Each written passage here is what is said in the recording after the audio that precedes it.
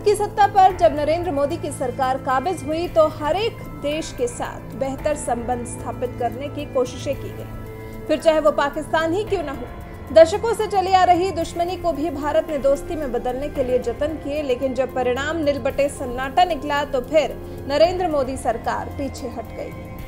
यही हाल चीन का है। भारत ने चीन को इज्जत दी, लेकिन उसको इज्जत रास नहीं आई और करने लगा भारत पर ही चढ़ाई।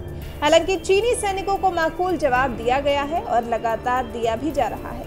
ये रिश्तों में कड़वाहट 15 जून के बाद से और आई, जब चीन ने हमारे 20 वीर जवानों को धोखे से मार दिया। वो दिन है और आज का दिन है। भारत लगातार चीन पर आक्रामक रवैया अख्तियार किए हुए है। ज्यादा नहीं, भारत ने अभी तक चीन के खिलाफ मात्र 3 कदम उठाए हैं और चीन बिलबिला गया है। पबजी पर शिकंजा। चीन के खिलाफ अभी तक का जो सबसे बड़ा स्टेप भारत की तरफ से लिया गया वो है अभी हाल ही में चीन की 118 एप्लीकेशंस को बैन करना। उसमें से एक पबजी भी है। जी हाँ, चीन की ऑनलाइन गेमिंग ऐप पबजी को भारत ने बैन किया, जिसका मालिकाना हक चीन की जानी मानी कंपनी टेंसेंट के पास है। ऐप बैन होने के 2 दिन के अंदर ही इस कंपनी को 2.49 लाख करोड़ से ज्यादा का नुकसान हुआ है। टेंसेंट के इतिहास में ये उसकी मार्केट वैल्यू की अब तक की सबसे बड़ी गिरावट है। इससे पहले वीचैट को बैन करने पर भी टेंसेंट को भारी नुकसान उठाना पड़ा था। टिकटॉक ने चीन को दिया करारा झटका। ग्लोबल टाइम्स के मुताबिक, जो कि चीन का सरकारी समाचार पत्र है, उसका कहना है कि टिकटॉक और हेलो के भारत में बैन होने से चीन को तगड़ा नुकसान हुआ है। चीनी कंपनी बाइटडांस को लगभग 45,000 करोड़ रुपए का नुकसान उठाना पड़ा है।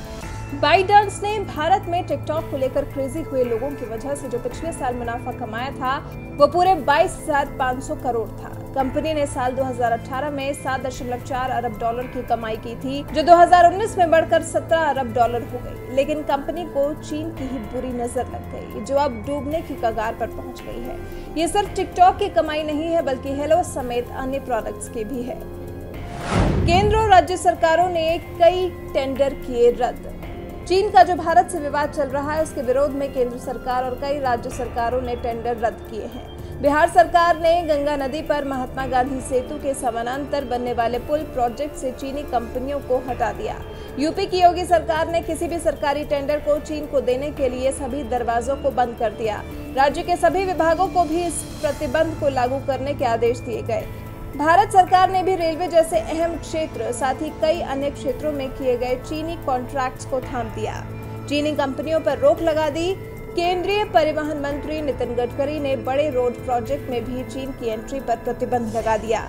ये तो हुई चीन पर आर्थिक वार की बात। उसके बाद सामरिक क्षेत्र में भी भारतीय सेना ने चीन को करारा झटका दिया है। लद्दाख में सीमा विवाद को बढ़ाकर पैंगोंग इलाके में अवैध कब्जा करने वाले चीन को सबक सिखाया है। भारतीय सेना ने लद्दाख में कई महत्वपूर्ण चोटियों पर खुद को काफी मजबूत कर लिया है।